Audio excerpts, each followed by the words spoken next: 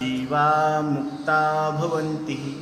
साखरे वंशविख्यातं ज्ञानदानपरायणं विनायकं गुरुं वन्दे भवबन्धविमुक्तये। ज्ञानप्रतापविलसत्वचनामृतं च अद्वैतभावपटुताहितबुद्धिरस्य ज्ञानेश्वरस्तु भगवान् अवतीर्णैव। श्रीरंगनाथ गुरुराज नमोस्तु तुभ्यं। आज श्री बड़ा बालाजी मंदिर देवस्थान आझाद चौक लातूर येथे 2 दिवसीय प्रवचनमाला जीवनमुक्ताचा निर्धार या विषयावर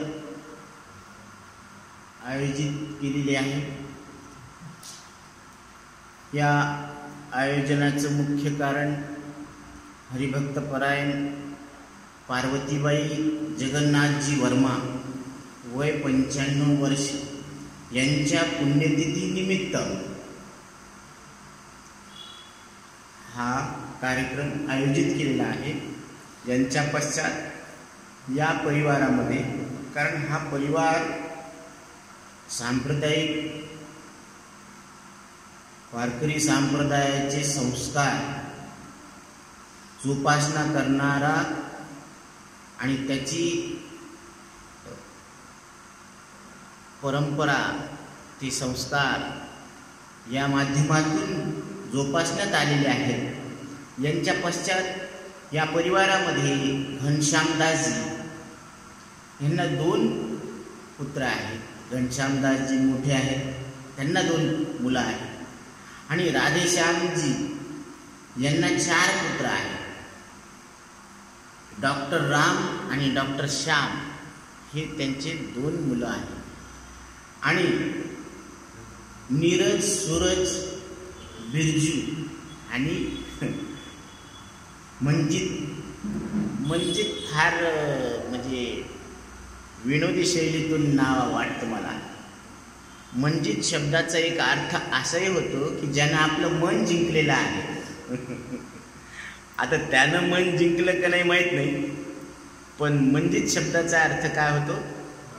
ज्यानं मनाला जिंकलं, म्हणजे त्यानं सगळ्या वासना, इच्छा आपल्या कंट्रोलमध्ये ठेवलेल्या आहे, मन कंट्रोलमध्ये ठेवलेलं आहे। आणि माऊली एके ठिकाणी सांगतात, तया स्वांतकरण जिता सकळ कामोपशांता परमात्मा परोता दुरी नाही। ज्यानं आपलं अंतकरण जिंकलेलं आहे त्याला त्याच्या अंतकरणातल्या सगळ्या इच्छा शांत झालेल्या आहेत, त्याला परमात्मा परोता म्हणजे दुसरा नाही, दूर नाही, जवळ नाही, तुम्हीच आहात। इथपर्यंत आपल्या विवेकाला जागृत करता येते।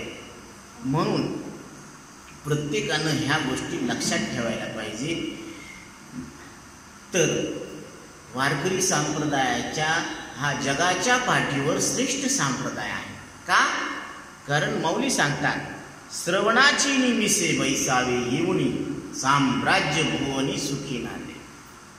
जसं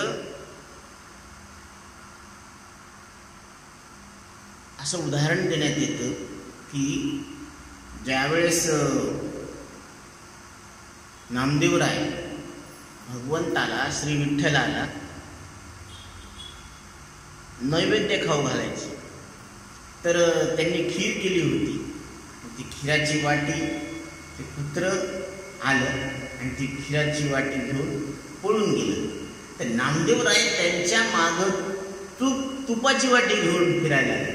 ते म्हणले, देवा तुम्ही खीर नेली पण हे तूप तर राहिलं ना तसंच म्हणे। म्हणजे हे कशामुळं? कारण भगवंताला सुद्धा वाटलं की नामदेवाची परीक्षा घ्यावी आणि त्या परीक्षेत नामदेवराय पास झाले। मग पास झाले कसे झाले? थोडंसं आवाज करू ना। तर नामदेवराय पास झाले कसे झाले? तर त्यांनी जी खीर त्या कुत्र्याने नेली, तर ती कुत्र नसून साक्षात विठ्ठल स्वरूप परमात्मा आले. हे नामदेवरायांनी ओळखलं. आता नामदेवराय एकदेशी परमात्मा मानत नाही. आता त्यांनी लक्षात घेतलं की देव सर्व देशामध्ये स्थित आहे. सर्वा घटी राम देहा देही एक, सूर्यप्रकाशक सहस्त्र रश्मी.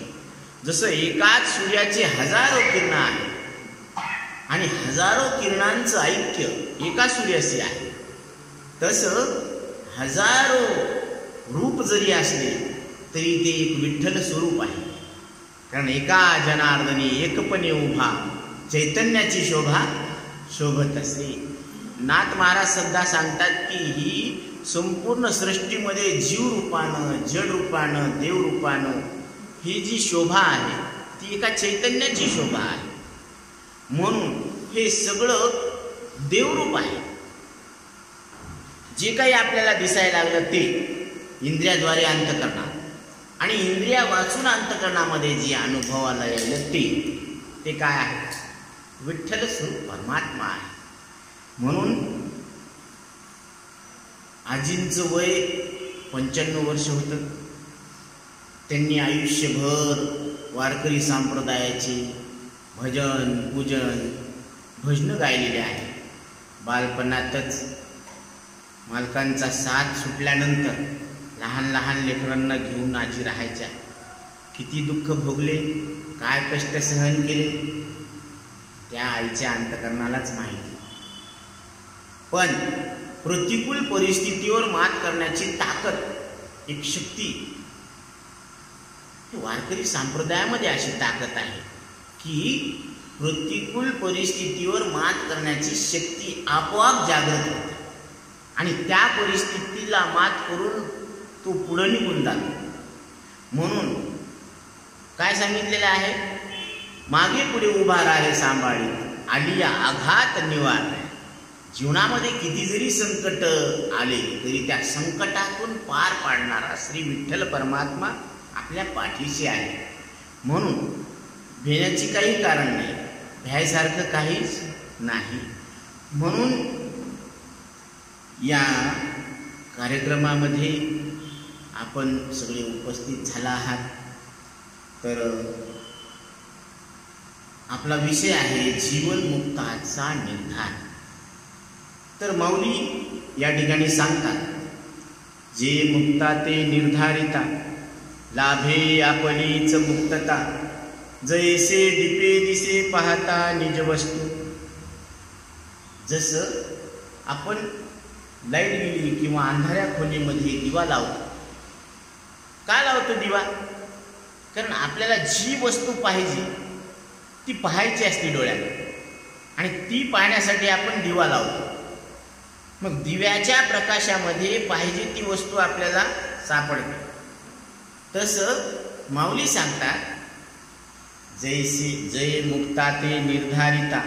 मुक्त पुरुषाच्या निर्धार म्हणजे निश्चयाचं जर आपण अवलंब केला आपल्या जीवनामध्ये, की ते ज्यावेळेस जीवन जगत होते तर त्यांचा काय निश्चय होता, आपला आज काय निश्चय आहे, त्यांच्या निश्चयानं त्यांच्या जीवनामध्ये सुख झालं का दुःख झालं.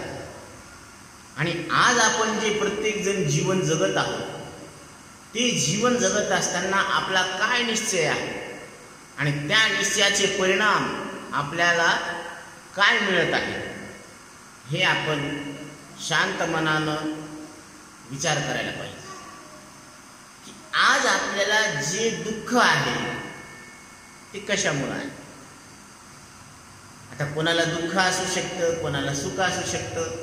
मग दुःख असेल तर काय दुःख आहे, त्याचं काय कारण आहे, आणि सुख असेल तर त्याचंही कारण आपण लक्षात घ्यायला पाहिजे की आज आपण सुखी आहोत कशामुळं आहोत. कारण जे जीवनमुक्त पुरुष असतात तर ते सुखात आणि दुःखात सम राहतात. कसे राहतात? सम राहतात. म्हणजे त्यांची बुद्धी सम होते. भक्त प्रल्हादाच्या जीवनामध्ये किती भयानक दुःख आलं होतं.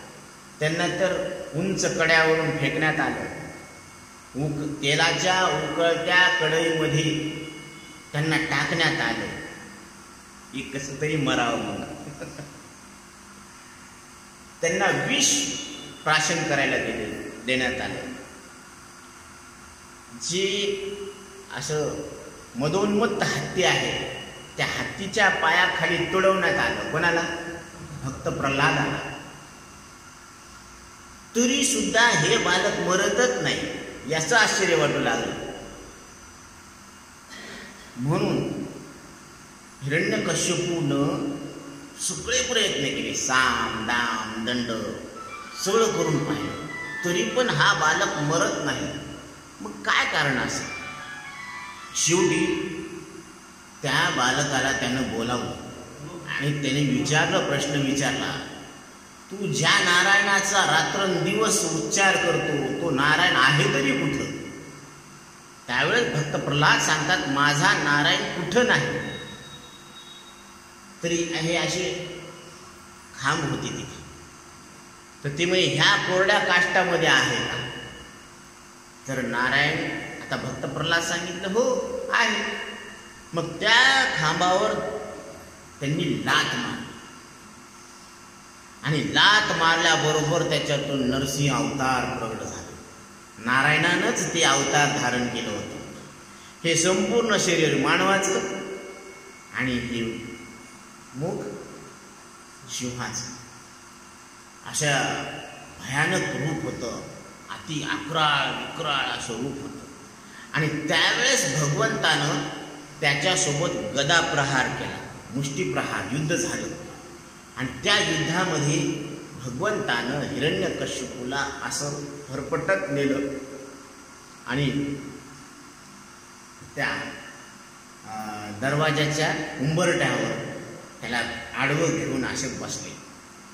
आणि त्याचं पोट विदारण्यासाठी त्यांनी ती भयानक मोठमोठाली जी नखे होती तीक्ष्ण, त्या नखांनी त्याचं पोट विदारण करण्यासाठी तयार झाले. आणि त्यावेळेस सांगितलं, हिरण्यकश्यपू पहा, आता रात्र नाही दिवस नाही, घरात नाही बाहेर नाही, आकाशात नाही जमिनीवर नाही, पाताळात नाही, अस्त्रानं नाही शस्त्रानं नाही, दानवानं नाही मानवानं नाही. कारण हे मानव आणि पशु असा दोन्हीचा काय होता, मिश्रित हा अवतार होता, नरसिंह अवतार. मग त्यांनी सगळ्या डिमांड्स पूर्ण केल्या आणि हिरण्यकश्यपूचा वध केला. म्हणून भक्त प्रल्हादाच्या जीवनात जेवढ्या अडचणी आल्या तेवढ्या अडचणी आपल्या जीवनात आहेत का? नाही. तरी सुद्धा आपण दुःखी आहोत. याचं काय कारण असू शकतं? विचार करा की आपल्या दुःखाला कारण काय आहे. बरं, आपण काय समजतो आपल्या दुःखाला काय कारण असू शकतो? आपल्याला वाटतं आपल्या दुःखाला कारण मागच्या जन्मातलं पाप पुण्य असतं, आपल्या दुःखाला कारण शेजारी पाजारी असते, आपल्या दुःखाला कारण कुणीतरी करणी केली असेल. करणी म्हणजे कुणीतरी छूछा केला असेल, असत ना. आपल्या दुःखाला कारण देव मागं लागला असेल, कोणता तरी देव. आता देवाला काही कामधंदे नाही का की सगळं सोडून याच्याच मागं लागायला? बरं, हे इतके चांगले आहेत का की सगळे काम सोडून देव तुमच्याच मागं लागेल? म्हणजे ह्या दुःखाची जी कारणं आहेत ती कारणं शोधण्यामध्ये आपण बालिशपणा करतो. विनाकारण कुठलं तरी कारण लावून सांगतो की मला याच्यामुळं दुःख झालं. तुम्ही खरं कारण शोधा. म्हणून श्रीमद भगवद्गीता सांगते की तुमच्या दुःखाला कारण आचार्य सांगतात अस्य अनर्थ हेतु. याच्यापेक्षा अनर्थ काय असू शकतो? कशापेक्षा? की स्थूलो मौसमयो अशुची आत्मा ज्ञानमया पुण्या तयोरैक्यम प्रपश्यन्ति किंवा ज्ञानमतः पर. हे जे शरीर मिळालेले ना, हे स्थूल शरीर मौसमय आहे. ह्याची रचना आईच्या गर्भामध्ये झालेली 9 महिने 9 दिवस. आणि ह्याची रचना होत असतानाच पाळण्यामध्येच मदालसा माता त्या बाळाला, रडणाऱ्या बाळाला ब्रह्मज्ञानाचा उपदेश करत आहे. हा देह नाशिवंत मळमूत्राचा बांधा वै चर्म घातले रे क्रमी कीटकाचा सांधा रवरव दुर्गंधी रे अमंगळ तिचा बांधा स्मरे त्या हरिहरा शरण जाई गोविंदा परियेदी मदालसा सोमजो जोरे बाळा निज ध्यानी निज पारे लक्ष लागो दे डोळा. बाळा, हे तुला मिळालेला जो देह आहे ना तो हाडा मासाचा गठ्ठा आहे. आता आपल्याला एक गोष्ट स्पष्ट माहिती आहे की हाडा मासाला कळत नाही. बरोबर ना? हाडा मासाला कळत आणि तुम्हाला कळत. तुम्हाला कळतं याचा अर्थ तुम्ही हाडा मासाहून वेगळे आहात. हे तर स्पष्ट क्लिअर. म्हणून आचार्य सांगतात स्थूलो मांसमय अशुची. स्थूल शरीर मांसमय आहे, अशुची म्हणजे अपवित्र आहे, घाण. आणि त्याला जाणणारे आपण आत्मस्वरूप आहोत. आत्मा ज्ञानमय आहे, आत्मा ज्ञान स्वरूप आहे, पवित्र आहे. तयोरैक्यम प्रपश्यन्ति. आणि आपण त्या मांसमय देहालाच मी समजून बसलो आहोत किंवा ज्ञानमत आहात. याच्यापेक्षा जगाच्या पाठीवर अज्ञान कोणता असू शकतो याचा बारकाईने विचार झाला पाहिजे. आतापर्यंत आपण विचार केलेला नाही आणि विचार न करताच आपण दुःखाचं कारण शोधण्याचा प्रयत्न करायला लागलो तर ते दुःखाचं कारणही सापडत नाही. आता एक म्हातारी आजी त्या खोलीमध्ये राहायची, झोपडीमध्ये. आणि झोपडीमध्ये राहत असताना ती गोधडं शिवत होती. गोधडं शिवता शिवता तिची सुई हरपली. कुठं हरपली? त्या झोपडीमध्ये सुई हरपली. आता झोपडीत अंधार होता आणि ती दिवसभर गोधडं शिव काय झाली, रात्र झाली, अंधार पडला. बाहेर रस्त्यावर ते लाईट होता मरकुरी. मग ती म्हातारी निघाली त्या रोडवर त्या लाईटच्या प्रकाशामध्ये शोध घेऊ लागली. तर माझ्यासारखं तिथं भोळा माणूस गेला. म्हणलं आजी काय करायला तुम्ही? काही नाही महाराज, माझी सुई हरवली ती मी शोधायलो. महाराज बी लागले येड्यासारखं पाहायला. 15 मिनिट झाले, 20 मिनिट झाले, सुई काही सापडली नाही. दुसरे मित्र आले, ती बी सापडायला लागले. ते असं करता करता 5-25 लोक शोधायला लागले. ते आता एवढे मोठे मिळून बी सापडणं म्हणले. महाराजांनी विचारलं आजी सुई कुठे हरवली? ती म्हणे झोपडीत हरवली. ती म्हणे इथं का म्हणून शोध घ्यायला लागली? ते म्हणे ते झोपडीत अंधार आहे आणि इथं उजेड आहे म्हणून इथं शोधाय हाणून घ्यावं का? कुठे हरवली? झोपडी. शोध कुठं घ्यायले? मर्क्युरी खाली. आता ती कधी सापडणार बरं?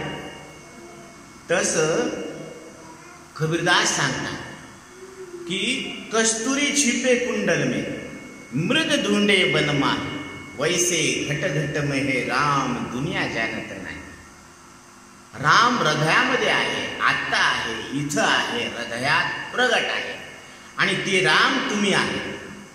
पण वैसे घट घट में हे राम दुनिया जानत नाही.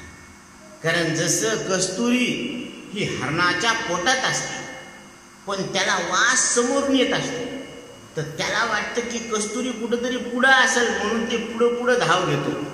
ते जसं धाव घेतो तसं ते पळत त्याला थकवा येतो, तहान लागते, तहानेनं नरडा पळतं आणि ते तसंच तहानेनं ते काय होतं गुदमरून मरून जातं. आता त्याच्या नाशाला कारण कोण? तोच आहे. कारण कस्तुरी कुठं होती? त्या पोटात होती, त्याच्याच जवळ होती. तसं तुझं आहे तुझं पाशी वरी तू जागा चुकलास. हे तुमचं सुख तुमच्या जवळच आहे पण तुम्ही शोध कुठं घ्यायला लागलात? बाहेर घ्यायला. शोधिसी मानवा राऊळी मंदिरी नांदतो देव हा आपुल्या अंतरी शोधिसी मनवा राऊळी मंदिरी.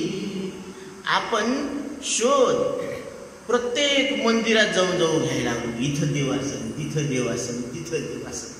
पण ज्ञानोबराय सांगतात तुम्ही हृदय मंदिरातला देव ओळखा. कुठला? हृदय मंदिरातला. हृदय एक मंदिर आहे आणि त्या मंदिरामध्ये देव प्रगट आहे, आत्मदेव प्रगट आहे, आत्माराम प्रगट आहे. म्हणून हृदय मंदिरी स्मराकारे राम कृष्ण नामे हे दोन्ही साजी. नाव घेण्यासाठी कोणते नाव साजरे आहे, कोणतं नाव घ्यावं? तर महाराज सांगतात तुम्ही राम कृष्ण हरी विठ्ठल केशवा मंत्र हा जपावा सर्व काळ. सर्व काळ म्हणजे दिवसा जपलं तरी चालतंय, रात्री जपलं तरी चालतं, लहान्यानं जपलं तरी चालतं, मोठ्यानं जपलं तरी चालतं, वृद्धानं जपलं तरी चालतं, घरात जपलं तरी चालतं, मसनवाट्यात जपलं तरी चालतं. बरं जे सवळ्यात आहे त्यांनी जपलं तरी चालतं, जे ववळ्यात आहे त्यांनी जपलं तरी चालतं. मग जे बाजूला बसलेले त्यांनी जपलं तरी चालतं, ते सगळ्यात बसले त्याला तरी चालते. घ्या तुम्ही चालतच म्हणाले तर आता त्याला आड पडतच नाही तर काय करावं? त्यांनी काय सांगितलं माऊलींनी? जात वित्त गोत कुळशीळ मात भजे का त्वरित भाव नाही. म्हणजे जातीचा, गोताचा, कुळाचा, पैशाचा काही संबंध नाही. बरं ठीक आहे. काळ वेळ नाम उच्चारिता नाही, दोन्ही पक्ष पाही उद्धरिते. त्याला काळाचं बंधन नाही, वेळाचं बंधन नाही, तरी तुम्ही काय करा? रामकृष्ण हरी विठ्ठल केशवा मंत्र हा जपावा सर्व काळ. बरोबर? ठीक आहे. आता लग्न करायचं तर म्हाताऱ्या माणसाला जमतं का? आता नाही म्हणाले तुम्ही. इथं वेळेचं बंधन, इथं काळाचं बंधन आहे. अरे इथं तरुण माणसं राहिले अजून, तुम्ही कुठे आले नंबर लावायला? जा तिकडं. म्हणजे आता म्हातारपणामध्ये लग्न करण्याची इच्छा झाली तर होऊ शकत, पण देते मी कोणती पण बरं का, पण चान्सेस कमी आहेत. कारण आता तारुण्याचाच नंबर लागेल. का लागेल? कारण आपण स्त्री भ्रूण हत्या खूप झालेल्या आहे. म्हणून बेटी बचाव बेटी पढाव. मुलीला वाचवा, मुलीला शिक्षण द्या. मुलगी घरातली लक्ष्मी आहे. लागते मी तुम्हा माग धरू नका माझ राग, एवढा विचार डोक्यात साठवा. आपल्या बाळाला शाळेत पाठवा, आपल्या बाळाला शाळेत पाठवा. आपल्या मुलांना शिक्षण द्या, शाळेत पाठवा. कारण शिक्षण फार महत्त्वाचं आहे. आज जर शिक्षण नाही घेतलं तर आपण तरी कामाधंद्याला लागलो, पण आपल्या लेकरांनी शिक्षण घेतलं नाही तर संत गाडगे बाबा सांगतात की आपल्याला जशी मजुरी भेटली तशी कदाचित त्या लेकरांना मजुरी सुद्धा भेटणार नाही, त्यांना बूट पॉलिश करावं लागेल. अशी परिस्थिती येऊ शकते. म्हणून लेकरांना शिक्षण द्या, त्यांना शिकवा. शिकल्यानंतर अज्ञान दूर होत असतं आणि अज्ञान दूर झाल्यावर त्याला कुठंतरी चांगले रोजगार मिळेल आणि रोजगार मिळून तो आपलं जीवन हे संपन्नतेनं जीवन जगण्याचा प्रयत्न करेल. म्हणून अंधश्रद्धा निर्मूलन करा. समाजातल्या वाईट प्रथा, रूढी, व्यसनमुक्त व्हायला पाहिजे. कारण आपल्याला इतकं चांगलं जीवन मिळालेलं आहे. किती सुंदर जीवन मिळालेलं आहे आपल्याला. मानव तन अनमोल रे, इस मिट्टी में ना तोल रे, अब तो मिला है फिर से मिलेगा, कभी नहीं कभी नहीं कभी नहीं रे, मानव तन अनमोल रे, इस मिट्टी में ना तोल रे, अब तो मिला है फिर से मिलेगा, कभी नहीं कभी नहीं कभी नहीं रे. अनमोल असं मानव देह मिळालेला आहे. कशी तुलना करतात बरं? कारण ह्या सृष्टीमध्ये देवानंतर जर कोणी लायक आहे नमस्कार करण्याला तर हा मानव देह आहे. कारण अशी खूबी आहे या देहामध्ये. नर करणी करे तो नर का नारायण बन जाए. या नरदेहात नारायणाची ओळख करून घेता येते. म्हणून अजामिळानं शेवटच्या क्षणाला शरीर सुटता वेळेस नारायण म्हणून हाक मारली. आणि नारायणाला हाक मारल्याबरोबर देवदूतही आले, विष्णुदूत आणि यमदूत सुद्धा आले. ते म्हणले, दोघांमध्ये वाद चालू झाला. विष्णुदूत सांगायला लागले की ही आमची आसामी आणि यमदूत सांगायला लागले की ही आमची आसामी. आता तर ते यमदूत सांगायला लागले याने जीवनामध्ये एकही काम चांगलेलं केलं नाही. यानं सगळी चोरी चपाटी, दुसऱ्याचं धन हिरावून घेणं हे अशीच कामं केलेली. वेशागमन, लोकांना लुबाडणं, खोटं बोलणं, त्यांची संपत्ती हिरावून घेणं हे असे कामं केलेले. यानं एक बी चांगलं काम केलेलं नाही.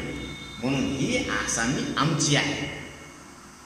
तर विष्णुदूत सांगतात की यांनी जीवनामध्ये नका का एक बी चांगलं काम करणं, पण मृत्यूच्या समयी यानं नारायणाला हाक मारली, हे सगळ्यात मोठं काम चांगलं केलं. म्हणून आणि नियम असा आहे की ज्यानं मृत्यू समयी नारायणाला हाक मारली तो मोक्षाचा अधिकारी आहे.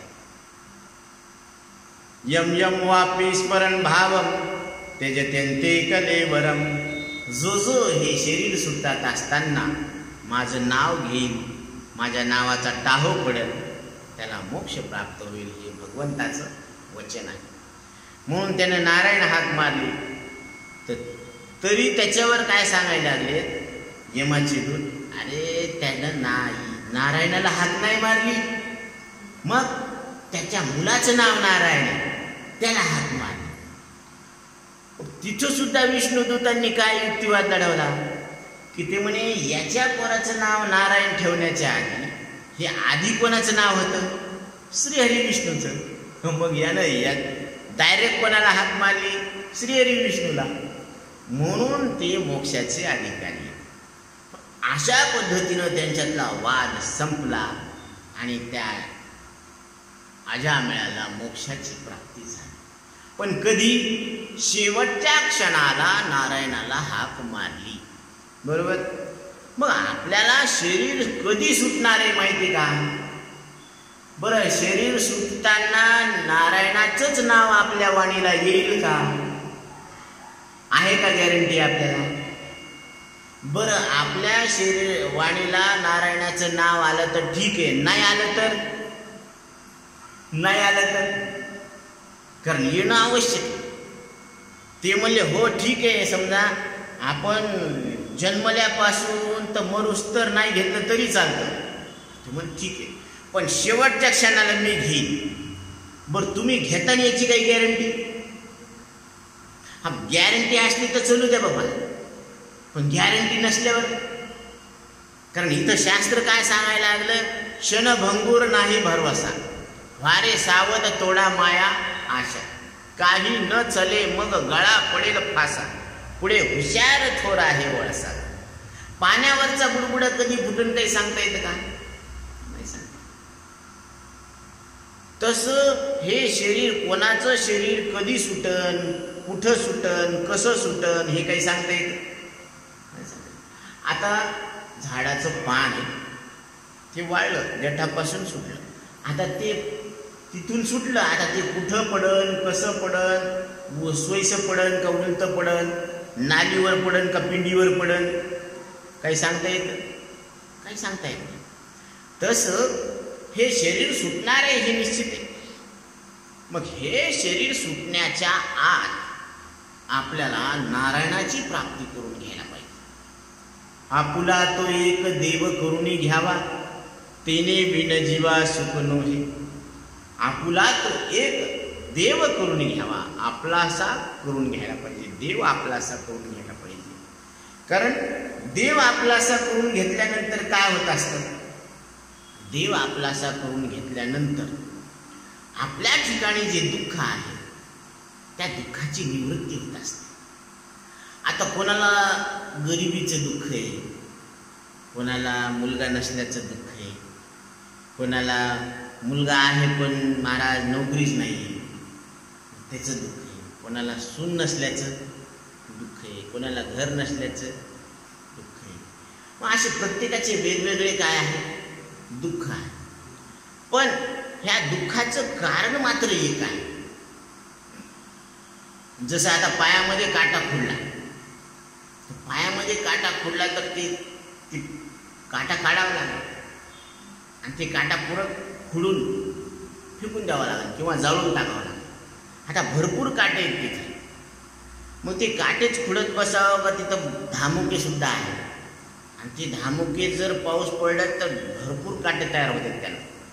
मग धामुका जाळावा का काटे खुडत बसावं?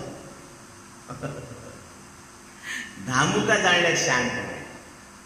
त्याने सगळे काटे जाळले आणि धामुका तसाच ठेवला. जमतं का? नाही जमत. मग त्याला काय करावं लागेल? ते धामुका सुद्धा जाळावा लागेल. तसं आपण एक एक दुःख निवृत्त करायला हवं. बरं का? आता त्याला वाटलं की बाबा शिक्षण झालं ना, एवढं शिक्षण झालं ना हे बस, आता आपलं सगळं झंझटप्रूफ कमी होणार. पण ते शिक्षण झालं रे झालं, डिग्री हातात पडली की आता नोकरीसाठी त्याला मन फिरावं लागेल. त्याला वाटलं आता नोकरी भेटली, चांगली सॅलरी वगैरे असली की मग बस आपण कुठंतरी लाईफमध्ये सेटल होऊ. ऐक, ती नोकरी भेटली पण लांब भेटली, ती रोज अपडाऊन करावं लागेल. मग ते अपडाऊन करण्यामध्येच काय झालं, ह्याची तब्येत गळाली. म्हणजे एक मग त्याला वाटलं की बाबा आता ठीक आहे, आता सेटल झालो, आता त्याला वाटायला आता तरी सुख होईल. पण आता घर आहे, सगळं आहे, पण घर सांभाळणारं कोणतरी पाहिजे. मग ते लग्न करते. मग लग्न करून आले. आता पहिले एकटे होते तर एकट्याचंच सगळं पाहायचं होतं. आता 2चे 4 झाले, आता खर्च वाढला. मग 2चे 4, 4चे 6 वेल मांडवावर असं वाढत गेलं. मग खर्चापाणी वाढत गेला. मग आता यायला वाटू लागले की बाबा दोघं होतं तोरक तरी सुख व्हावं, तर ते दोघांमध्ये बी सुख होईना. ती म्हणे आता घर कशानं शोभलं? लेकरानं. अंगण कशानं शोभलं? लेकरानं. आणि झाड कशानं शोभलं? पानं फुलं फळं लागले तरी शोभलं. मग तसं म्हणे ते आता लेकरं पाहिजे म्हणे. म्हणजे दोघांचं लक्ष आता लेकरावर. म्हणजे सुखाची व्याख्या बदलत गेली. पहिलं त्याचं कसं होतं की त्याचं शिक्षण हे साध्य होतं आणि नोकरी, म्हणजे शिक्षण साधन आणि नोकरी साध्य. आता नोकरी मिळाल्यानंतर त्याला आता लग्न करावं, म्हणजे लग्न हे साध्य आणि ती डिग्री साधन, नोकरी साधन. आता मुलगी लग्न झाल्यानंतर मुलगा साध्य आणि ती पत्नी साधन. म्हणजे व्यवहारामध्ये काय व्हायला लागलं, ज्याला आपण साध्य ठरवायला लागलो ते साधन ठरायला लागलं. आणि परमार्थामध्ये कसं असतं, येणे साधती साधने तुटती भवाची बंधने. साधन, जे साधन असतं ना ते साध्य वाटत असतं. मग हे साध्य आणि साधनच लफडत बंद होऊन जातं. कारण साधन काय आहे? मनुष्य देह. आणि त्या मनुष्य देहानं काय प्राप्त करून घ्यायचा? नारायण. तर नारायण साध्य आहे. म्हणून लक्ष लावून राहा गोविंदुगा. गोविंदाचं तुम्ही काय करा? स्मरण करा. त्याचं भजन करा, त्याला आत्मरूपानं ओळखा. म्हणून इथं महाराज सांगतात, जे मुक्ता ते निर्धारिता. मुक्त पुरुषाची विचारधारा काय असते, त्याच्या जीवनामध्ये जे काही त्याला साधनं मिळालेली आहे त्या साधनाबद्दल त्याचा काय निर्णय असतो. तर त्याचा निर्णय असा असतो की जसं वस्तीकर वस्ती आला, प्रातःकाळी निघून गेला. वस्तीकर काय आला, रात्रभर त्यानं विश्रांती केली आणि सकाळी उठून तो आपल्या मार्गाला लागला. म्हणजे त्या वस्तीमध्ये त्यानं आसक्ती ठेवली का? तसं आपण या देहामध्ये वस्ती करण्यासाठी आलो. किती दिवस राहायचं? कारण ह्या देहामध्ये वस्ती करण्यासारखं आता काय राहिलेलं आहे? कबीरदास सांगतात, चादर ओढ शंका मत करियो, ये 2 दिन तुमको दीनी चदरिया, ये 2 दिन तुमको दीनी. मूर्ख लोग भेद नहीं जाने, मूर्ख लोग भेद नहीं जाने, दिन दिन मैली कीनी चदरिया, जीनी रे जीनी, जीनी रे जीनी. ही शरीररूपी चादर आपल्याला 2 दिवसासाठी दिलेली. अष्टकमल का चरखा बनाया, 5 तत्व से भूनी चदरिया, 5 तत्व से भूनी. ही शरीररूपी चादर ही 5 तत्वांनी बुनलेली आहे. पृथ्वी, पाणी, अग्नी, वायू आणि आकाश. म्हणून आचार्य सांगतात की ही जी शरीररूपी चादर आहे, न भूमिर्न तोयम न तेजो न वायू न खम नेन्द्रियम वाम न तेषां समूहा, अनेकंतिकत्वात् सुषुप्तेक्य सिद्धा, सदैको वसिष्ठा शिव केवलोहम. मी पृथ्वी, पाणी, अग्नी, वायू, आकाश हे मी नाही. कारण पृथ्वीला पृथ्वी कळत नाही, पाण्याला पाणी कळत नाही, अग्नीला अग्नी कळत नाही, वाऱ्याला वारा कळत नाही, आकाशाला आकाश कळत नाही. यांना कळत नाही असं आपल्याला कळतं. आणि ह्या 5 भूतापासूनच या देहाची निर्मिती झाली. पंचभूतांचा गोंधळ केला एके ठाई मेळ, आणि लाविला सबळ अहंकार त्या पाठी. ह्या पंचतत्वापासून या शरीराची रचना झालेली आहे. आणि त्या पंचभूतात्मक देहालाच आपण मी, माझं आणि खरं समजून बसलो. मी माझे अंतःकरण, मी माझेपणाची ही भावना, विसरले जयाचे अंतःकरण. संन्यासी अर्जुना तो संन्यासी जाण निरंतर, मी माझेपण, विसरले जयाचे अंतःकरण. हे मी आणि माझेपणा हे ज्याच्या अंतःकरणात निघून गेला तर तो खरा संन्यासी आहे.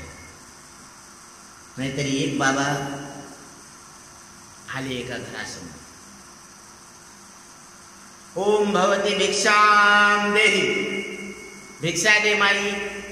आवाज दिला, आला, लावला की ते लेकरू अंगणामध्ये खेळू लागलं. आणि त्या लेकरात आईनं 5 रुपये दिले. आता ते खेळता खेळता ते पैसा बाबाच्या पायाजवळ येऊन पाळला. आणि ते बाबानं पैसे पाहिल्याबरोबर त्याच्यावर पाय ठेवला. आता ते लेकरू रडू लागलं. ते लेकरू रडून आईला हाक मारली, आई बाबानं पै घेतला, आई बाबानं पै घेतला. आईनं आतूनच हाक मारली, जाऊ दे बाळा ते खोटाय. खोटाय म्हणलं की बाबानं पाय मारले. कसं काय परिवर्तन झालं? तर हे बाबानं जे पहिल्यांदा पाय टाकला तर ते खरं समजून टाकला, आणि आता जे पाय मागं घेतला तर ते खोटं समजून मागं घेतला. म्हणजे पहिल्या याच्यामध्ये आसक्ती होती, त्या पैशामध्ये आसक्ती होती आणि मागच्या शब्दाला ऐकल्यामुळं त्याच्यातली आसक्ती निघून गेली, म्हणून पाय मागं घेतला. तसं प्रत्येक जीवाला या शरीरामध्ये, इंद्रियामध्ये, अंतःकरणामध्ये आसक्ती, म्हणून संसाराबद्दल आसक्ती, आणि संसाराबद्दल आसक्ती असल्यामुळं आपल्या अंतःकरणात आनंद होत नाही. ती आसक्ती सोडा, तुम्हाला आत्ता आनंद आहे. जसं त्या बाबांनी पाय मागं घेतला ना, तसं तुम्ही पाय मागं घ्या, आसक्ती सोडा. कारण न करी रे संग राहरे निश्चळ लागोने दे मळ ममतेचा, यानावे अद्वैत खरे ब्रह्मज्ञान अनुभवा वाचून बडबडत. आता तुम्हाला समजा कोणाकोणाला शेत असेल तर त्या शेतामध्ये ऊस लावला असेल तर ऊसातून जायचं ना, ऊसातून जायचं पण पाचट अंगाला लागू द्यायचं, बरोबर आहे ना. तसं तुम्ही ऊसातून जाता आणि पाचट अंगाला लागू देत नाही, तसं या सगळ्या संसारातल्या वस्तूमध्ये राहू द्या ना. असू द्या, लेकरं असू द्या, बायको असू द्या, संसार मोठा असू द्या, सगळ्यात राहायचं, पण सगळ्यातून वेगळं राहायचं. जसं पाणी तेरा रंग कैसा, जिसमें मिलाय वैसा. पिवळा रंग झाला, पिवळा रंग टाकला म्हणून पिवळा झाला, म्हणजे जे रंग टाकन त्याच्यात ते मिसळून झालं. तसं या प्रकृतीमध्ये आपण प्रगट आहोत, तर या प्रकृतीच्या मृत्यूचा रंग आपल्याला चढत नाही.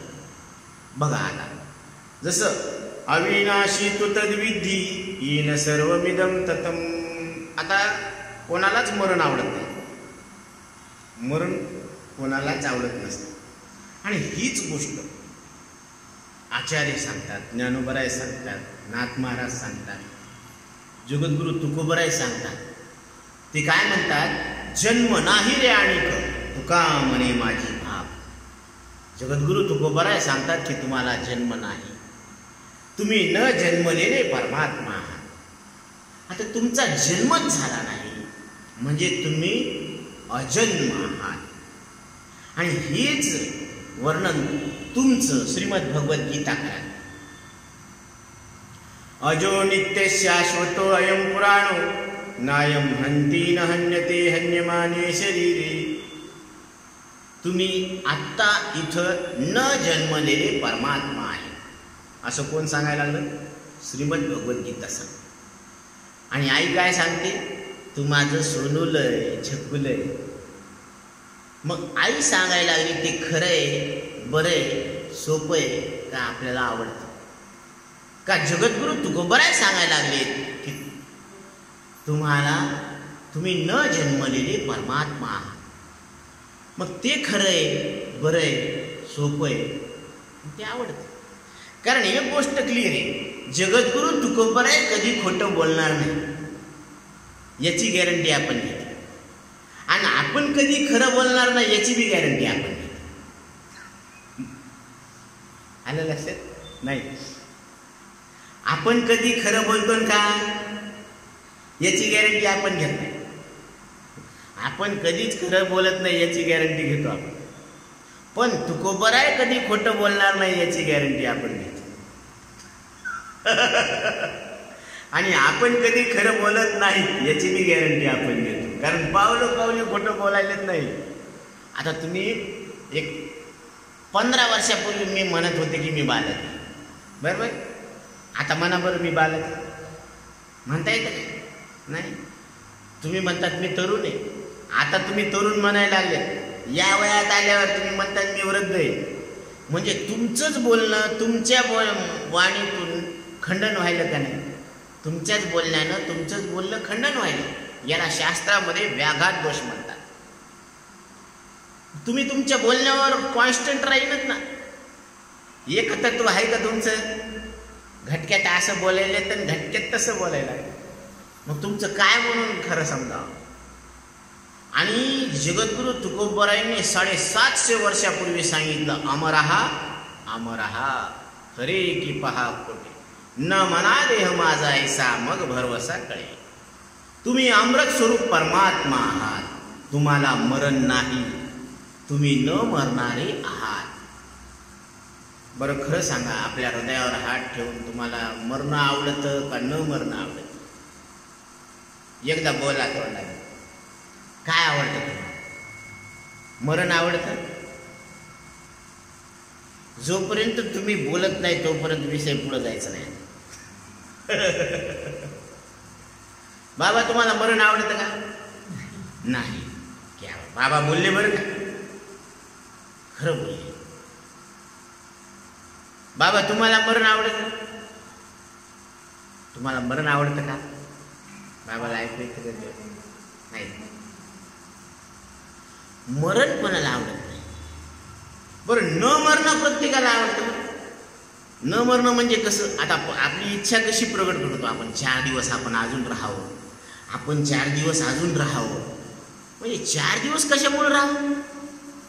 कारण प्रत्येकाला वाटतं की माझा नाश होऊ नये, मी नष्ट होऊ नये, माझं अस्तित्व टिकून राहावं. यालाच तर म्हणतात न मरण्याची इच्छा आहे. यालाच काय म्हणतात? प्रत्येकाची आतून इच्छा आहे अजून 4 दिवस नातवाचं लग्न पाहायला. म्हणजे अजून 4 दिवस राहावं ही इच्छाच दर्शवते की आपल्याला आपलं अस्तित्व टिकून राहावं वाटतं. म्हणजे आपल्याला न मरण आवडतं, मरण आवडत नाही. आणि हीच गोष्ट तुकोबराय सांगतात, अमरहा अमरहा.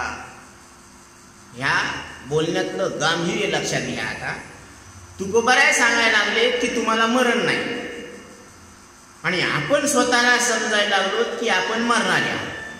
मग कोणतं खरंय, कोणतं बरंय, कोणतं सोपं आहे, कोणतं आवडतं? बोला. नाही, अमरहा अमरहा. कारण तुकोबराय कधी खोटं बोलू शकत नाही आणि आपण कधी खरं बोलू शकत नाही. म्हणजे कुठेतरी आपण चुकलेलो आहोत ना. मग चुकला असे दिसे पंथ गेले संत ज्या वाटा. ज्या वाटेनं संत गेले त्याच वाटेनं आपल्याला जावं लागणार आहे. आणि ते सांगायला लागलेत ना आपल्याला, वेद मार्गी मुनी गेले त्याची मार्गी चालिलो, नकळेची विषय अंधा म्हणून उघड बोलिलो. हे आपल्याला विषय स्पष्ट कळणं म्हणून त्यांना उघड सांगावं लागलं की शरीराची जात मरणारी आहे, तुम्ही त्याच्याहून वेगळे आहात. आता ज्ञानोबराय काय सांगतात पहा, शरीर जाता हवे नाशिवंत स्वभावे, म्हणून तू अजून जावे पंडुकुमरा. अर्जुना, या शरीराची जातच अशी की उत्पन्न होतं आणि नष्ट होतं. बरोबर. आता तुमचं बालपण उत्पन्न झालं, नष्ट झालं. आता तारुण्य आलं, आलं म्हणजे याचा जन्म झाला आणि हे नष्ट होणार. तारुण्य कधी नष्ट होतं? म्हातारपण आलं की तारुण्य. आणि म्हातारपण कधी येतं? तारुण्य गेल्या. आणि तारुण्य कवा जातं? म्हातारपण आल्यावर. पण त्याचं एक लक्षण आहे, म्हातारपण येण्याचं एक लक्षण आहे. दशरथ राजाचा एक केस पांढरा झाला होता. त्यांनी आरशात पाहिलं, एक केस पांढरा झाला. ते म्हणले आता राज्यातून निवृत्त व्हावा, सेवानिवृत्त अधिकारी. त्यांनी लगेच सभा बोलवली. ते म्हणले आता काय करायचं, हे राज्य देऊन टाकायचं. मग ते रामाला राज्य द्यायचं. मग ते काही मातेनं आपलं ते सगळा इतिहास तुम्हाला माहिती. पण एक केस पांढरा झाला म्हणजे त्याला लक्षात आलं की आता वार्धक्यजवळ. केस पांढरे होणं म्हणजे काळाची तिसरी चिठ्ठी आहे की आता हे घर खाली करा. कोणतं? हे मनुष्य. जिंदगी किराए का घर है, एक ना एक दिन बदलना पड़ेगा, कि मौत जब तुझको आवाज देगी, घर से बाहर निकलना पड़ेगा. ज्यावेळेस तुला काळ हाक मारेल त्यावेळेस हे सगळं सोडून तुम्हाला जावं लागेल. तुम्ही म्हणणार नाही तिथं थांबा 5 मिनिटं, एवढं होऊ द्या आमचं. ज्यावेळेस चिठ्ठी येईल बा मग पडेल पुरे, पाटील बुवाला मग लावून सवे, पिंगळा महाद्वारी बोली बोलत देखा पिंगळा महाद्वारी. आता म्हातारपण म्हणजे काळाची तिसरी चिठ्ठी. आणि तुम्हाला एक गोष्ट सांगतो की हे शरीर आपण पंचांकडून उधार घेतलेलं आहे, धर्मकार्य करण्यासाठी घेतलेलं आहे. कोणतं धर्मकार्य? आपण पंचांना सांगितलं की आमच्या घरी सत्कर्म करायचे, काही वारकरी येणार आहेत. आता वारी सुरू झालेली ना, पंढरपूरला वारी चालली, सगळ्या दिंड्या चालल्या. काल माऊलीची दिंडीसुद्धा पंढरपुराकडं प्रस्थान झालेली आहे. तर हे सगळ्या दिंड्या तिथं जातात आणि श्री विठ्ठलाचं दर्शन घेतात आणि मग परतीला जातात. तर मुक्काम दर मुक्काम करत वारकरी पायी हातामध्ये ध्वजा घेत चालतात. राम ज्ञानोबा तुकाराम या गजरामध्ये सगळे वारकरी अनवाणी पायानं निघत असतात. राम कृष्ण हरी विठ्ठल केशवा असं म्हणत निघत असतात, आहे ना. तर हे निघत असताना ती कुठेतरी मुक्कामाला येतात, मग तिथं भोजन करतात. भोजनाची व्यवस्था केली जाते आणि मग दुसऱ्या दिवशी ते पुढचा मुक्काम. तर असं आपण एक धर्मकार्य करण्यासाठी पंचाकडून हे शरीर मागून घेतलेलं आहे. आता त्याच्यामध्ये धर्मकार्य तर आपण काही केलंच नाही, पण ही वाडी, ही महाजनवाडी आईस पाईस दिसली तर आपण त्याच्यामध्ये कब्जाच करून बसलो. तर कब्जाच करून बसलो तर हे सोडायला तर तयार नाही.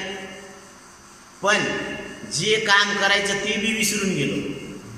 आता ती अवधी संपली 7 दिवसाची. पंचांनी सांगितलं की बाबा आता आमची महाजनवाडी देऊन टाक. ती म्हणजे कोणाची महाजनवाडी? ही माझी महाजनवाडी. मग पंचांना सुद्धा ऐकणं ते, तर ते म्हणे आता काय करा, यांना कोर्टामध्ये खेचा म्हणे. कोर्टामध्ये खेचलं. आता कोर्टात खेचलं तर ते म्हणे की पहा ना आमचं सगळी नाही का त्यांची जी दाखले त्यांच्याकडून निघाले, पंचाकडून. आता यायला विचारलं तुमचं काय सांगा ह्या महाजनवाडीबद्दल. ते तत पप म करायला लागले. तर ते म्हणले तत पप जमत नाही, इथं तुम्ही साक्षी पुरावे आणा म्हणे. आता आपलं काहीच नाही तर कसे साक्षी पुरावे द्यावं. तसं ही काळ आपल्याला सांगतो. बोला आता तुमचं काय या देहामध्ये. देह हे काळाचे, धन कुबेराचे, तेथे मनुष्याचे काय आहे. धन कोणाचं आहे? कुबेराचं. आणि शरीर कोणाचं आहे? काळाचं. मग हे काळाचं आहे तर मग ज्याचं आहे ते का आपण त्याच्यावर सत्ता गाजवायची? ज्याचं आहे ते नेणार आहे. मग देह जाईल याशी काळबा खाईल. मग या शरीराला काळ नेणार आहे आणि हे काळाचं आहे. मग ह्याच्यावर काळाची सत्ता आहे, मग आपली सत्ता आहे का? मग शरीरावर केसा इतकी तरी सत्ता आहे का? काळे केस पांढरे झाले तर ते पांढरे आपण का होऊ दिले? जर आपली सत्ता म्हणावं शरीरावर, तर त्या काळ्या केसांना आपण पांढरे कसे होऊ दिले? जर आपली सत्ता असली असती तर आपण होत दिले नसतं, म्हातारपण येऊच दिले नसते. बरोबर आहे नाही?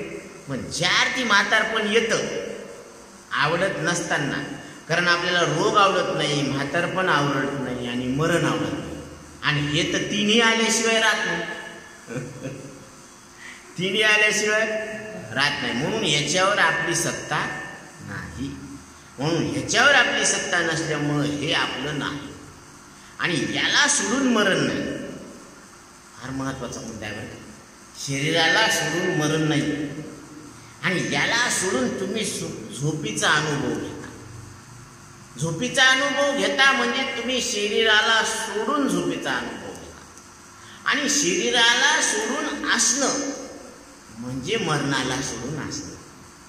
आणि मरणाला सोडून असणं म्हणजे अमृत स्वरूप असणं. बरोबर? अमरहा अमरहा खरे की पहा पोटे, न म्हणा दे माझा ऐसा मग भरवसा कळे. मग तुकोबराय सांगायला लागले की तुम्ही अमृत स्वरूप परमात्मा आहात आणि मरण्या इतकं दुःख कोणतंच नाही.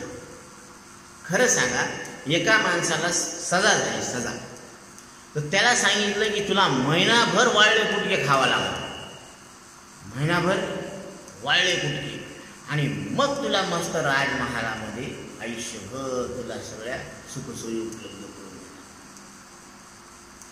आणि एकाला सांगितलं की तुला आधी नाही का महिनाभर चांगलं चुंगलं खाऊ घालू, आणि महिना झाला की तुला दुसऱ्याच दिवशी वाघापुढं टाकून द्यायचं खायला. कोणतं चांगलं राहील बरं?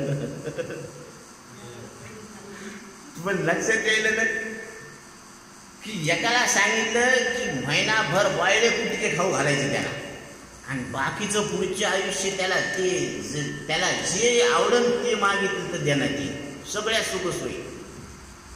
आणि दुसऱ्याला सांगितलं की तुला लई चांगलं खाऊ घालणार महिनाभर, आणि महिना संपला की त्याला वाघाच्या पुढं टाकू द्या, वाघ बी भुकेला राहील.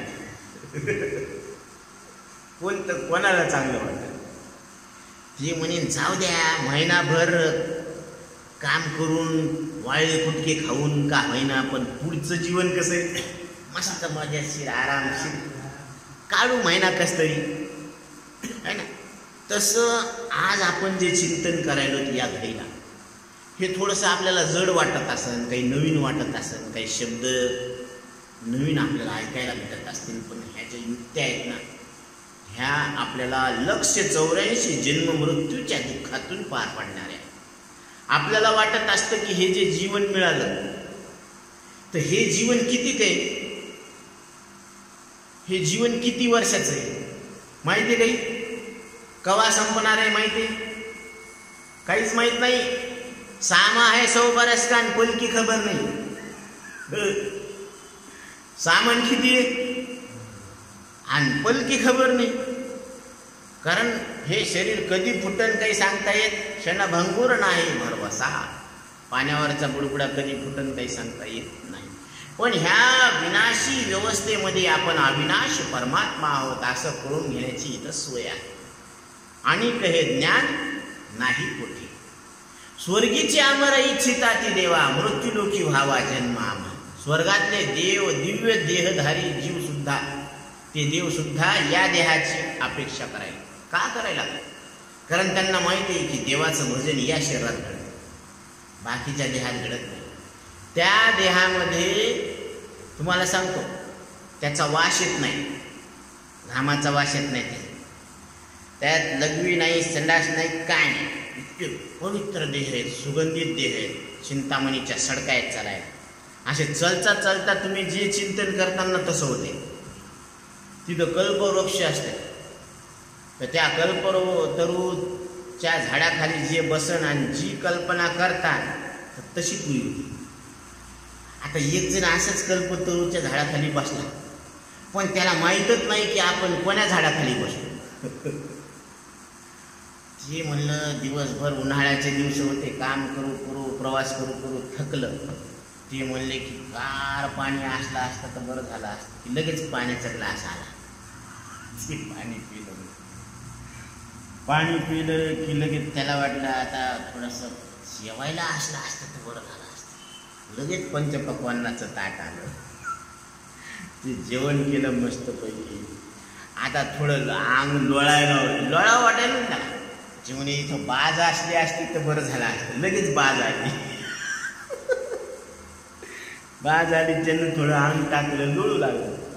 ती म्हणे की आपण पाणी पिलो, जेवण केलं, लोळायला बाज आली, हे ॲटोमॅटिक सगळं व्हायला लागलं. हे कसं काय व्हायला? इथं भूत तर नसेल, लगेच भूत आलं.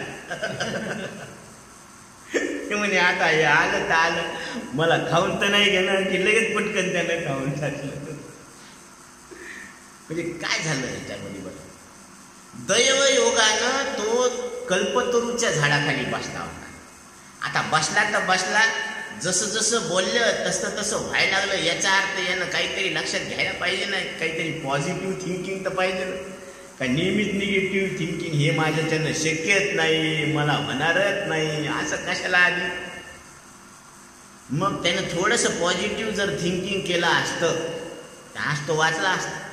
कल्पतरू तळवटी जो कोणी बैसला, काय वाण त्याला सांगा जोजी. त्याला काय कमी आहे बरं? तर तिथं कल्पतरूचे झाडं आहे आणि चिंतामणीच्या सडका आहेत आणि अमृताचं पान करावं लागतं. आपण इथं चहा पितो, तिथं अमृत आहे. मग तिथं चैतन्य त्याचं जे आयुष्य आहे ते कल्पाचं आयुष्य असतं. आता रामायणामध्ये असा एक प्रसंग आहे की सीता मातेच्या मांडीवर प्रभू रामचंद्र असे मुंडकं टेकून असे पडले होते. त्या प्रभू रामचंद्रांना एक असं दृश्य दिसलं की एक मुंगळा दुसऱ्या मुंगळ्यावर बसून जाऊ लागला. तर भगवंताला थोडं हसू आलं. मग त्यांनी गाळातल्या गाळात हसले. त्यावेळेस सीता मातेनं प्रश्न टाकला की तुम्ही का हसले सांगा. तुम्ही काही नाही सीते हसत हसलं. नाही म्हणे तुम्ही असंच नाही हसणार म्हणे, कारण आपण कशाला बी हसत होतो. बरोबर का? पण जे विचारवान असतात विद्वान असतात ते कशाला बी हसत नाही, कारण विनाकारण कशाला हसत. ते म्हणले हे सीते, हे जे वरचा मुंगळा आहे ना यानं 11 वेळेस इंद्रपद भोगलं. किती वेळेस? 11 वेळेस इंद्रपद भोगलं. आणि इंद्रपद भोगत असताना एक त्याची सवय असते बरं का. त्याला कवा बी शॉपिंगला जायचं ना, ते ऐरावत नावाचा हत्ती बोलवते आणि त्याच्यावर बसून जाते. आता ते 11 वेळेस इंद्रपद भोगल्यावर त्याला सवय लागली ना ती शॉपिंगला जायचं ती ऐरावत. आता ते पद निघून गेलं पण सवय तीच राहिली ना. आता इथं ऐरावत नाही, त्यानं मुंगळ्यालाच ऐरावत केलं. काय झालं? मुंगळ्यालाच त्यानं ऐरावत केलं. तसं पद निघून जात असतं पण सवय ती राहत असते बरं. म्हणून आता याच्यातून एक निष्कर्ष घ्या की एक मुंगळा 11 वेळेस इंद्रपद भोगून आला तर मनुष्य देहात आलेला जीव काय काय झाला नसेल बरं. ते इंद्र झाला, चंद्र झाला, उंद्र झाला, पंतप्रधान झाला, सगळं झाला पण मुक्त नाही झाला. म्हणून आता संतांच्या संगतीत आला. तर आपलं भाग्य आहे की आपल्याला मानव देह मिळालेला आहे. मानव देह मिळून याच्यामध्ये आयुष्य आहे. ही ईश्वराची कृपा आहे. प्रत्येकावर ईश्वराची कृपा आहे. काय पुरावा आहे? काय प्रूफ आहे? ह्या नाकामधून येणारी जाणारी अखंड श्वासांचा प्रवाह म्हणजे हे साक्ष आहे, हा पुरावा आहे की आपल्यावर ईश्वराची कृपा आहे.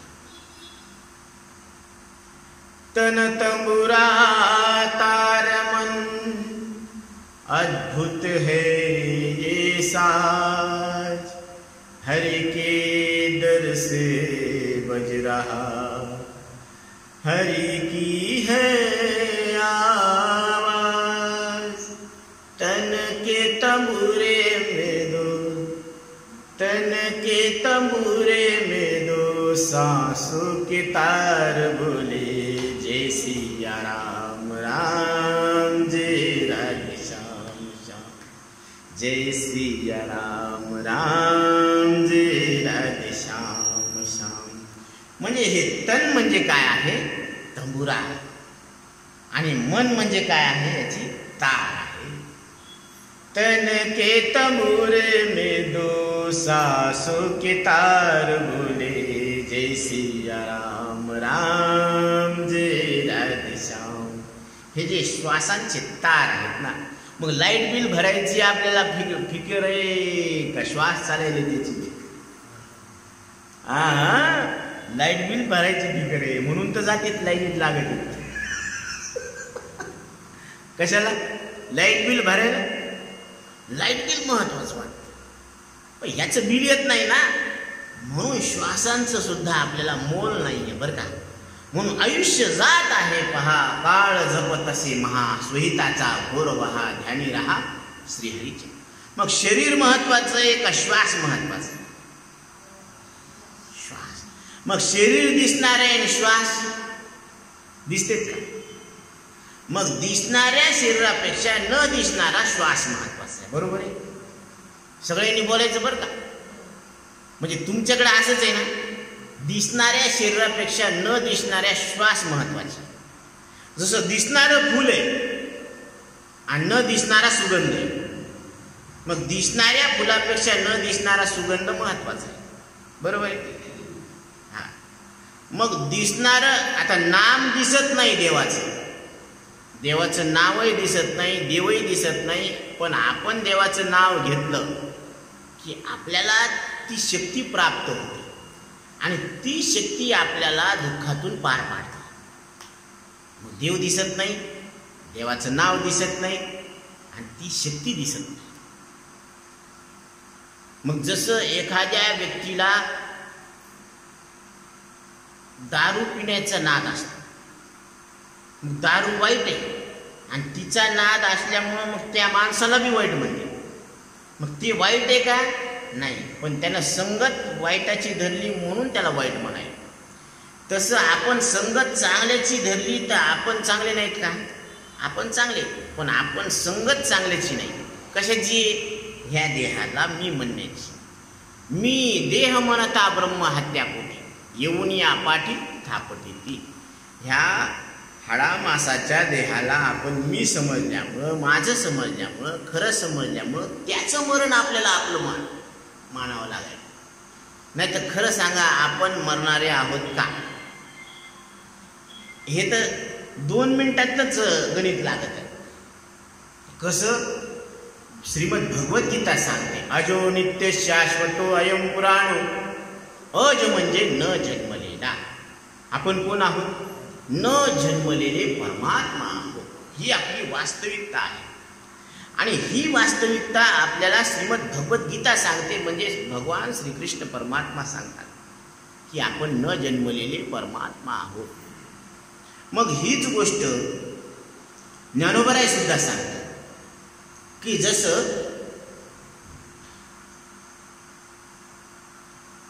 अगा उपजने आणि निमणे, हे साचची जे का मानणे, ते जीवलोक मी गमे म्हणे संसार वाहन.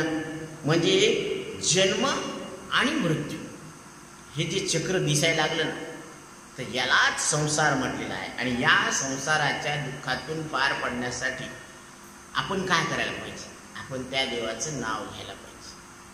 कारण त्याच्या नामामध्ये अशी ताकद आहे की आपल्या ठिकाणी असलेला जो बंध आहे तो निवृत्त होत असतो. कोणतं बंध नाही? आता एक चिमणी होती, सकाळच्या ऊन खात बसली होती आणि तिच्या समोर एक मांसाचा तुकडा येऊन पडला. आता ती मस्त फ्रेश होती, सकाळचं कोवळं कोवळं ऊन खाऊ लागली. हिवाळ्याचे दिवस होते. आता हिवाळ्यामध्ये कोवळं ऊन मस्त लागते ना, आहे ना. मग ती बसली होती. आता तिच्यासमोर ते मांसाचा तुकडा पडला. मग हिनं काय केलं, ते तोंडात धरली आणि मस्त उडू लागली इकडे तिकडे.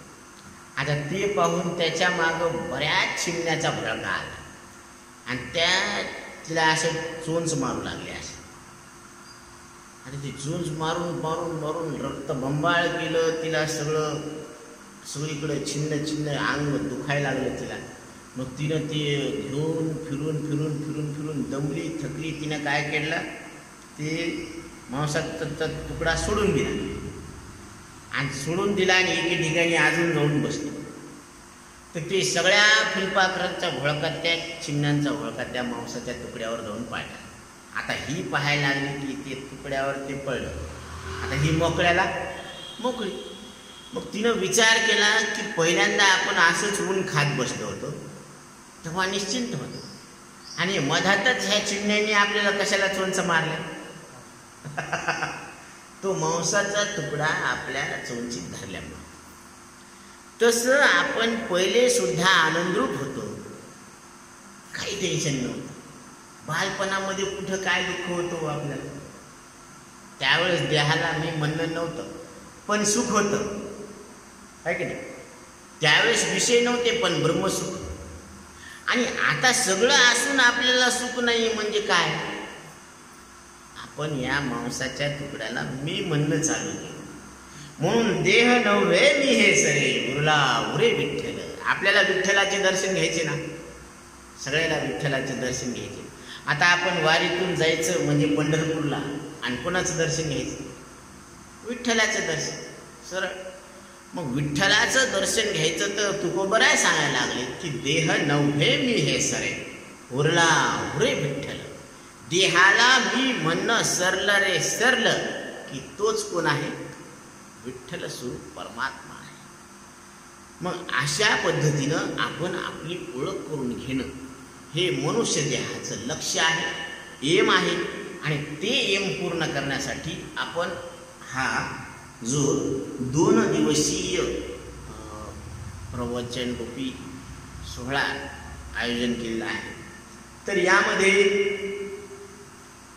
बराचसा भाग आहे जो तुम्हाला समजून सांगण्याचा प्रयत्न करायचा आहे. यामध्ये आपल्याला जे शरीर मिळालेलं आहे त्या शरीरामध्ये काय काय आहे हा भाग पहिला, किती पदार्थ आहे आणि ह्याच्यातून आपण वेगळे कसे आहोत हा भाग. दुसरा भाग आहे आपण मानवी जीवनामध्ये कशासाठी आलो. तिसरा भाग आहे की या मानवी जीवनामध्ये आपण असं काय करायला पाहिजे की ज्याच्यामुळं आपल्या ठिकाणी असलेल्या दुःखाची निवृत्ती होईल. कारण प्रत्येकजण जे बॉर्डरवर जात असतात ना लढाईला, तर ते बॉर्डरवर जाण्याचा एकच उद्देश असतो की शत्रूचा नायनाट करणं आणि भारताच्या सीमेवर भारताचा ध्वज फडकवणं. याचा अर्थच असा आहे की आम्ही आमचं संरक्षण करायला सक्षम आहोत. दुसऱ्या कुणी या भारतावर अशी वाकड्या नजरेनं ठेवायची गरज नाही. तर हे जसं आहे ना तसं आपण आपल्या स्वरूपावर जागं राहणं. म्हणून माऊलीसुद्धा सांगतात येथ आत्मा आत्मयाची ठाई देखीजे देहीचा धर्म देही ऐसे जाणणे जे पाही अनाहती. अर्जुना, आपला धर्म आपण आपल्या ठिकाणी पाहायला पाहिजे. आणि आपला धर्म काय आहे की